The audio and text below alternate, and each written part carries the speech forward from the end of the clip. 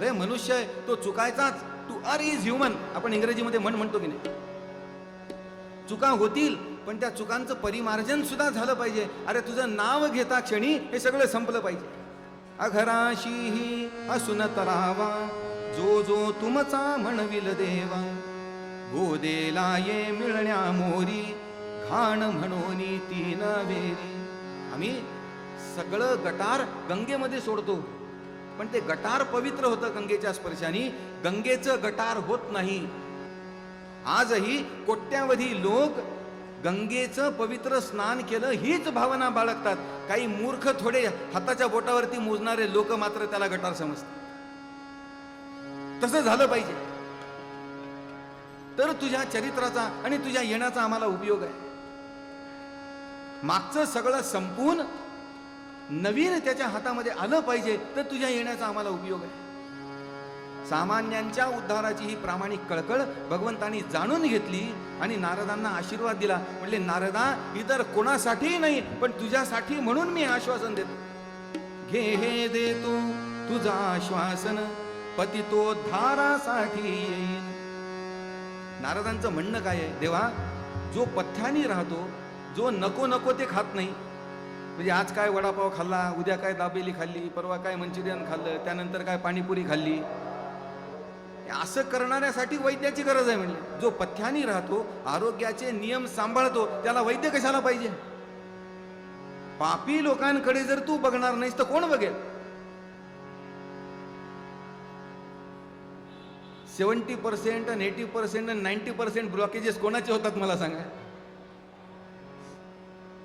जो कुठलेही आरोग्याचे सामान्य नियम न पाळता स्वैर वागतो त्याला त्या शस्त्रवैद्याची गरज आहे.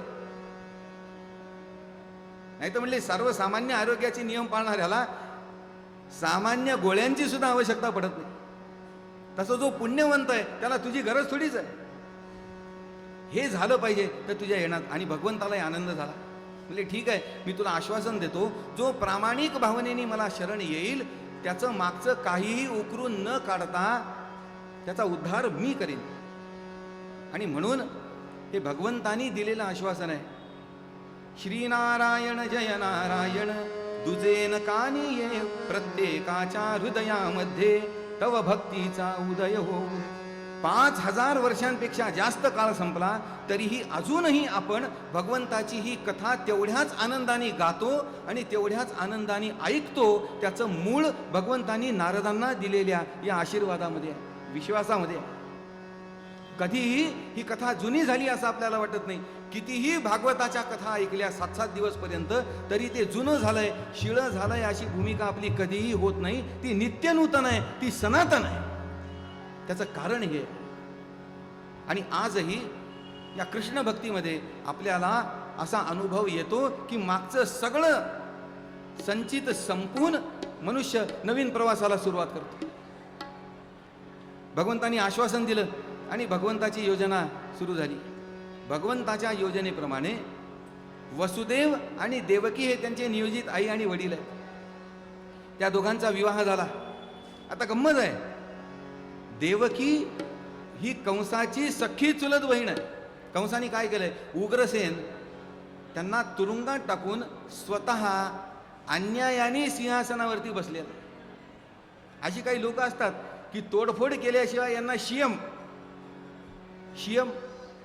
चीफ मिनिस्टर मुख्यमंत्री होताच येत नाही. ती तशी पद्धत.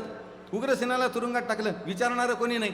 मदतीला कोण आहे, जरासंध नावाचा त्याचा जो सासरा आहे, जो अत्यंत प्रबळ आहे, तो त्याच्या पाठीशी आहे. आणि त्याचं अन्यायाचं अत्याचाराचं राज्य सुरू झालं. अशा परिस्थितीमध्ये देवकीचा विवाह हा लोकशाही मानणाऱ्या वृष्णी कुलातल्या वसुदेवांशी व्हावा हा एक चमत्कारच आहे. ते भगवंतच करू जाणे. पण भगवंतानी ते घडवून आणलं खरं. आणि वसुदेव देवकीचा विवाह मोठ्या थाटामध्ये मथुरेत संपन्न झाला. आणि तो विवाह झाल्यानंतर आपल्या बहिणीला सासरी पोचवायला म्हणून कंसाने आपलं सगळं वैभव उधळून लावलं. मोठी एक वैभवशाली वरात त्या मथुरेच्या रस्त्यावरून निघालेली.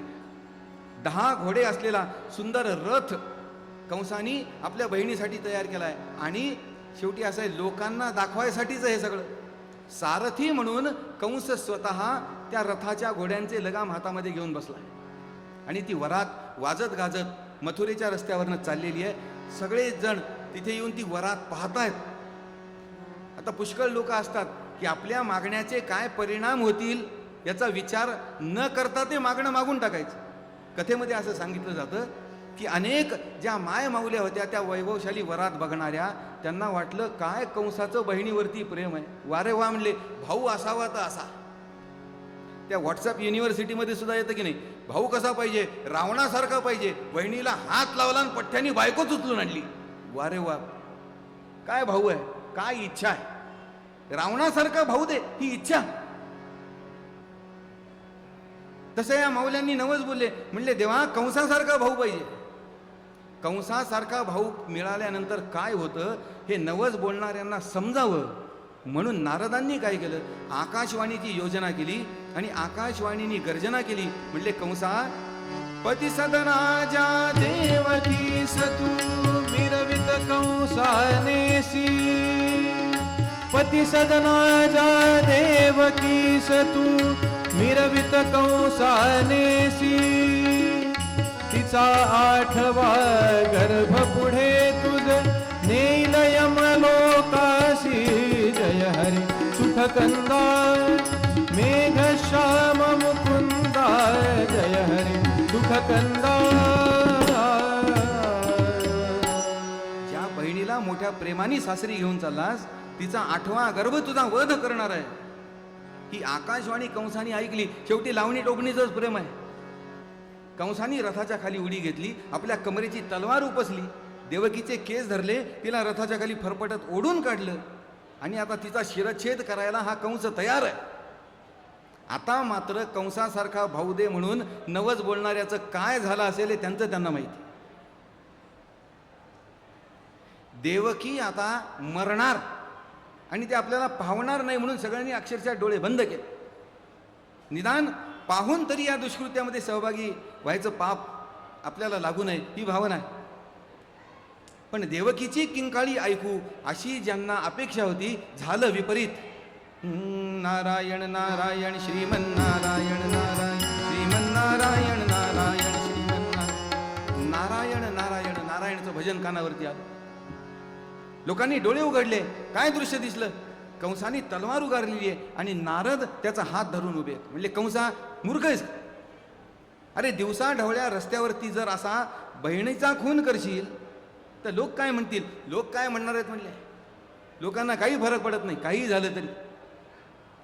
शेवटी बटन दाबताना 1500 रुपये घेतल्याशिवाय बटन दबणार नाहीच आहे. त्यावेळेस बघू किती वाटायचं आणि काय करायचं.